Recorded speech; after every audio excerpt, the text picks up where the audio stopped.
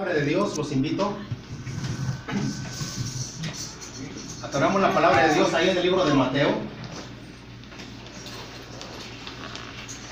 En el libro de Mateo, en el capítulo 27.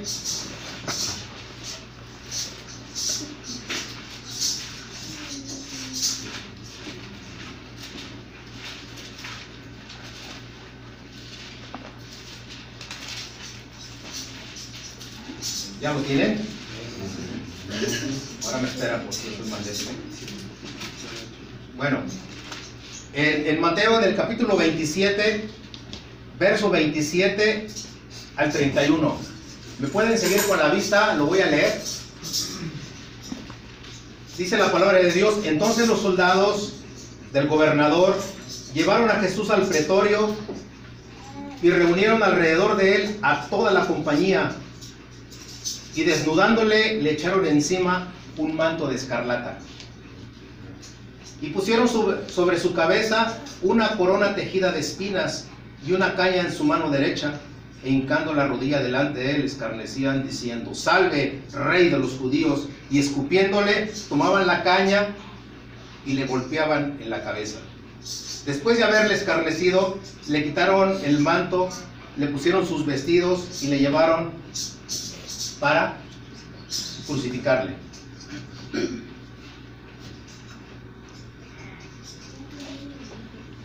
El texto que estamos viendo ahorita menciona tres partes importantes ahí.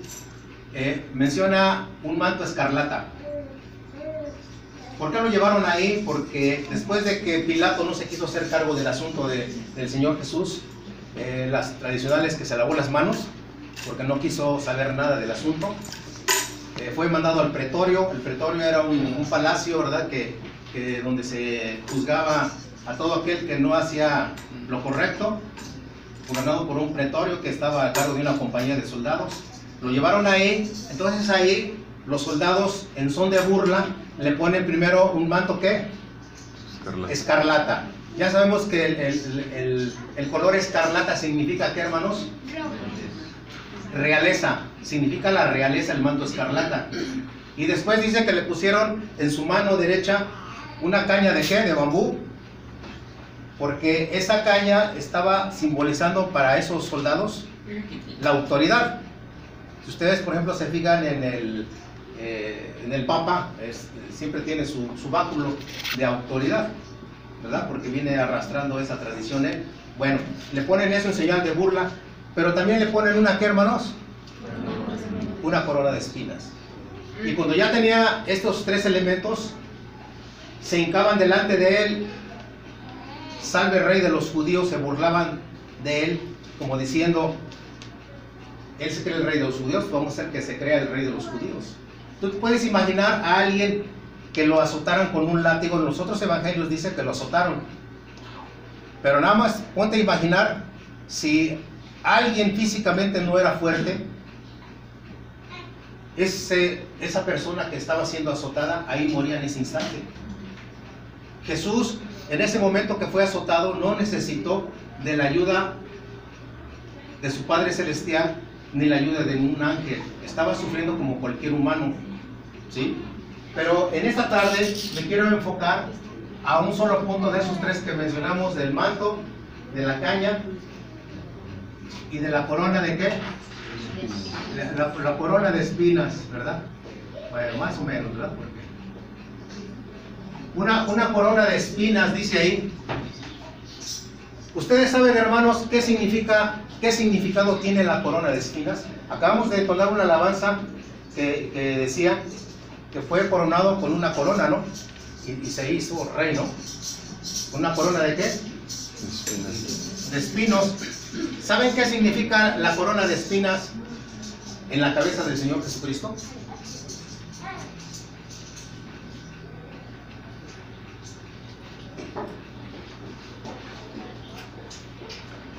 ¿Significa qué? Significa maldición. Lo vamos a explicar. Adelante.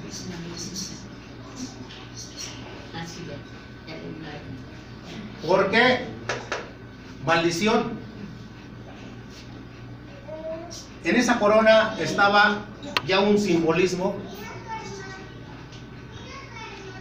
que yo y tú teníamos derecho por medio de esa corona a algo. ¿Tú sabías, hermano, o te has preguntado si en el huerto del Edén existían las espinas por los cardos? ¿Alguna vez te has preguntado si en el huerto del Edén existían las espinas y los cardos en las plantas? No existían ahí. Tú te puedes imaginar una zarzamora, es una planta de la zarza, lógicamente. Pero tú te puedes imaginar a Adán cortando una zarzamora con toda la confianza del mundo y metiendo la mano en una zarza. ¿Le iba a pasar algo a Adán? ¿Por qué? Porque no había espinas. No había espinas. Vamos a ver una cita en Génesis, por favor. ¿Sí? Ahí en el libro de Génesis 3. Génesis 3.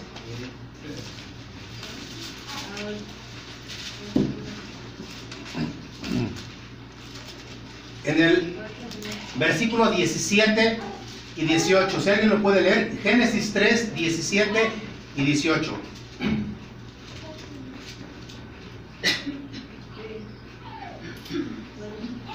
Lo leo. Dice Génesis 3, 17 y 18. Y al hombre dijo: por cuando obedeciste a la voz de tu mujer y comiste del árbol que te mandé diciendo: no comerás de él, maldita será la tierra por tu causa, con dolor comerás de ella todos los días de tu vida, espinas y qué te producirá, y comerás plantas de qué. Bueno, estamos viendo una corona tejida de qué, de espinas. Ahora, aquí en esta parte de aquí, ¿sí? Si nosotros, por ejemplo, por decir algo, ¿verdad?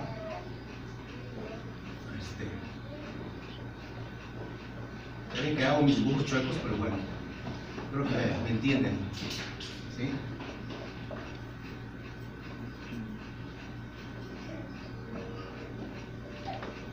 Entonces, por primera vez aparecieron, ¿qué, hermanos? Las espinas. Dice ahí en Romanos 8:22 que la tierra sufre, la tierra aún está con dolores de qué? De parto. ¿Por causa de qué? De la maldición. De la maldición. ¿Tú te has preguntado si Adán trabajaba en el huerto antes de la maldición? Pues sí trabajaba, ¿cómo no? ¿Tú te puedes imaginar a Adán sentado debajo de un árbol y nomás hacerle y a dormir y otra vez vamos a buscar otro arbolito para comer? ¿Tú crees que a Dios le agrada a la gente ociosa? No, claro. La palabra de Dios dice que Él labraba la tierra. Así dice la palabra de Dios. Es decir, Él tenía un trabajo dentro del huerto del Edén. Él tenía un trabajo, ¿sí? Pero bueno, antes de eso, todo estaba bien, pero después de esto, se empiezan a producir, ¿qué? Dice, los cardos y espinas te producirá y comerás plantas de qué? Del campo, ¿sí? El Señor Jesucristo se hizo maldición, porque así lo dice la palabra de Dios, se hizo maldición por causa de nosotros, para que nosotros fuéramos, ¿qué, hermanos? Dignos delante de nuestro Padre Celestial. Vamos a ver una cita ahí, ¿sí? Vamos a ver aquí en 2 de Corintios 5:21. El que lo tenga, que me gane. 2 de Corintios 5:21. Dice la palabra de Dios: al que no conoció pecado, por nosotros lo hizo pecado, para que nosotros fuésemos hechos justicia de Dios en él. Así es, al que no conoció pecado, por nosotros, ¿qué se hizo? Pecado. Se hizo pecado. ¿Para qué se hizo pecado por nosotros? Para que nosotros fuésemos hechos justicia de Dios en el Señor Jesucristo, ¿sí? De manera que el simbolismo de esta corona significa ¿qué? Significa maldición. Pero esto ¿cómo nos alcanza? Después de que aparecen ya los cardos y los espinos aquí, hay algo que tú te has preguntado. Cuando él ya tenía esa corona, fue desnudado y fue llevado a que cargara esa cruz durante todo el Via Crucis. Y te pregunto, ¿te acuerdas en qué monte el Señor Jesucristo fue crucificado de acuerdo a la palabra de Dios? ¿Dónde? El Gólgota, ¿verdad? El Gólgota.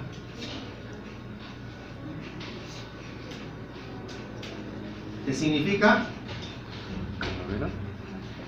Exactamente, ¿verdad? ¿Lugar de la qué? ¿De qué otra manera en las alabanzas hablamos y cantamos en ese monte? Decimos, ¿en el monte de qué? Calvario. ¿El monte de Sión? También. El monte Gólgota o monte de Sión. Pero tú sabes de qué otra manera se le llama a ese monte. ¿Te has preguntado de qué otra manera se le llama a ese monte? Y está ahí en la palabra de Dios, y está dentro de los mapas. Si tú después lo quieres investigar, ahí está.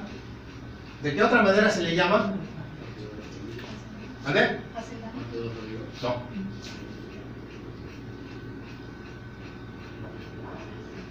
El monte Moria.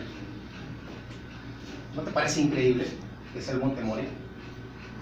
¿No te parece increíble que sea el monte Moria? Cuando nosotros, lo primero que cuando tú escuchas y ves la palabra Moria, ¿qué te viene rápido a la cabeza? Rápido. Muerte. No, de una lección de la Biblia. ¿Perdón? No. Te la voy a contar para que te acuerdes de ella. Sucede. ¿Quién es el padre de la fe? ¿Ya te acordaste de esa palabra? ¿Ya la enlazaste? Habrá un anciano y que le dijo a Dios, no me has dado prole, no me has dado descendencia. Y le dijo, Dios, te daré descendencia como las estrellas del cielo. 75 años a 100 años, ¿cuántos años son de diferencia? 25 años esperó para que Dios le mandara a ese hijo deseado que se llamaba Isaac. Y le dice nuestro Padre Celestial, Abraham, quiero que me sacrifiques a tu hijo. Yo te daré instrucciones. Dice que preparó sus burritos y todo. Habló con sus criados, él mismo e Isaac. Y dice la palabra de Dios que caminaron, ¿cuántos días, hermano? 3 días dice la palabra de Dios. Cuando llegaron a cierto lugar le dijo Dios, sube a ese monte. Y le dijo a Abraham a sus criados, esperen aquí, que yo y mi hijo regresaremos. Así está en la palabra de Dios. Él tenía esa convicción de que iban a regresar. Y subió al monte, ¿qué, hermanos? Moria. Al monte Moria. ¿Qué significa Moria? Significa lugar designado por Dios. Eso es lo que significa el monte Moria. Lugar designado por Dios. Y cuando suben con la leña, preparan el holocausto, y ya una vez puesta la leña ahí, hace una pregunta a Isaac y le dice a su padre, Padre, aquí tenemos la leña, Padre, aquí tenemos el fuego, Padre, ¿dónde está el cordero? Abraham le contesta de acuerdo a lo que Dios le había dicho ya anteriormente. Y le contesta a su hijo y le dice, Dios se proveerá de un cordero. Es decir, Él mismo se va a proveer de un cordero. Siguieron pero todavía no le decía nada a Isaac, ¿te das cuenta? Nada más le dijo, Dios se proveerá de un cordero. Cuando ya estaba todo preparado, tú te puedes imaginar la escena, que llevaba una soga a Abraham para amarrarle, ¿qué, hermano? Las manos. En ese momento le dice, Dios me ha dicho que tú eres el sacrificio. No me preguntes por qué, tal vez le dijo Abraham, ni yo mismo lo puedo entender. No te lo puedo explicar, solo sé que Dios me lo ha ordenado. Pero dice Hebreos que Él dijo algo importante. Él es poderoso para levantar y para resucitar a un muerto. Se lo dijo a Él. ¿Estamos bien? Porque así lo dijo en la carta a los Hebreos. Él tenía esa seguridad que si Él mataba a su hijo, Dios era lo suficientemente poderoso ¿para qué? Para resucitarlo. Dice Isaías que como oveja, Lilia leyó el texto, fue llevado al matadero, no abrió su boca, dice, y enmudeció. Atado Isaac, ¿te puedes imaginar? ¿De cuántos años te puedes imaginar Isaac? No lo dice la palabra de Dios, pero un adolescente, tal vez ya fuerte. Si él se hubiera resistido, ¿qué hubiera hecho Abraham de un anciano de más de 100 años contra la fuerza de su hijo si se hubiera resistido? Pero no se resistió, porque estaba cumpliendo la palabra del profeta ¿qué? Isaías en ese momento. Y Abraham, sin dudarlo, tomó el cuchillo, no pensando lo haré o no lo haré, tomó el cuchillo, y en ese momento porque no dudó un instante en levantar el cuchillo para matarlo, sino en el instante que una voz del cielo le dijo, Abraham, Abraham, detente, no le hagas daño al muchacho, sé que temes a Dios. Sé que temes a Dios. ¿Qué pasó?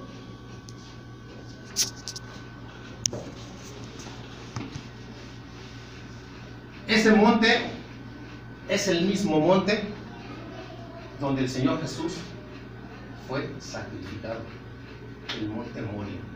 Y si tú te vas a un mapa actualmente en la vieja Jerusalén, en el mero centro de Jerusalén está una mezquita, y a un lado está el muro de los lamentos, de lo que quedó del viejo templo de Salomón, y ahí van todos a orar, a rezar, y lo que sea, de todas las religiones del mundo, ¿sí? Allí está, porque dicen que ese es el lugar, exactamente, que es llamado el Monte Moria, donde Jesús fue crucificado. Entonces no es coincidencia, del Monte Moria de Abraham, tú te puedes imaginar, Abraham en su tiempo estaba todo desolado en ese monte. En el tiempo del Señor Jesucristo ya estaba, ¿qué, hermanos? Ya estaba poblado. Pero, mira, qué cosa tan maravillosa, ¿sí?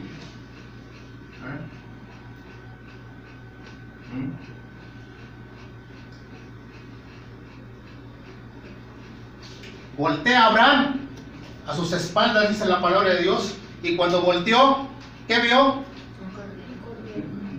Vio a un carnero. Dice que ese carnero estaba ¿qué? Trabado en un ¿qué? En un zarzal o una zarza. ¿Sí? Ese carnero estaba trabado en un ¿qué? ¿Sí? Ahí estaba trabado. ¿Sí? ¿Qué tenía encima ese carnero? En sus cuernos, ¿qué tenía?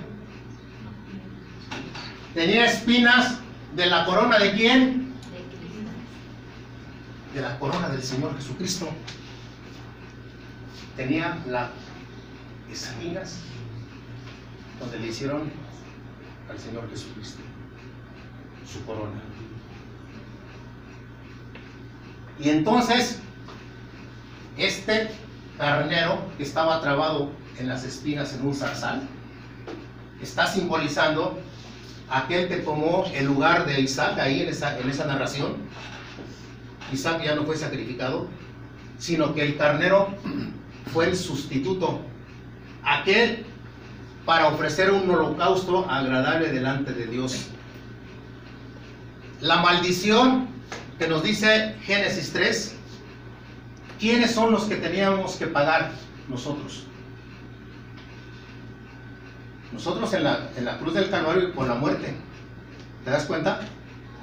Pero vino el perfecto que es nuestro Señor Jesucristo, ya simbolizado en un ¿qué? En un carnero, ¿sí? Que fue el sustituto y es el que fue sacrificado. Fue sacrificado ese carnero.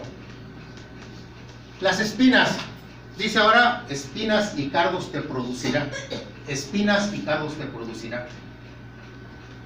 Yo puedo estar en la tranquilidad de mi hogar sentado, tú puedes estar acostado, tú puedes estar en una hamaca, tú puedes estar en la playa.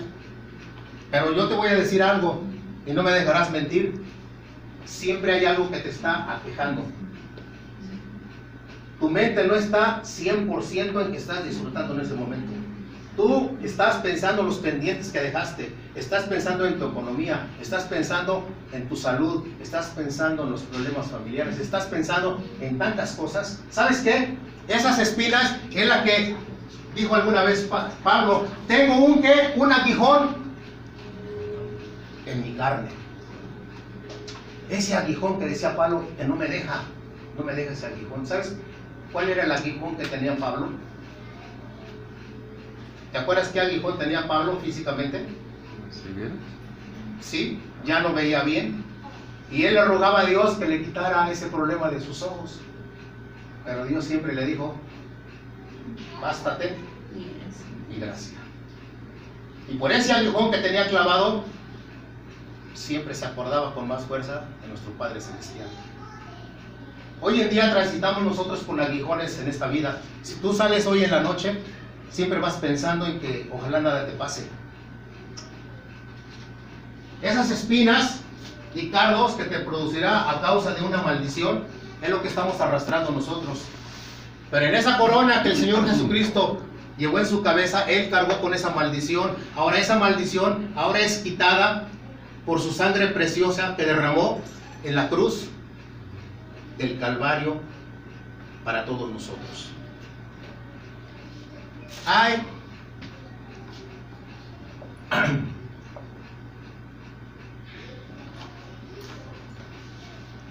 Fíjate, aquí en esta parte, ¿sí? ¿Tú sabes quién es el rey que tiene más joyas a nivel mundial actualmente?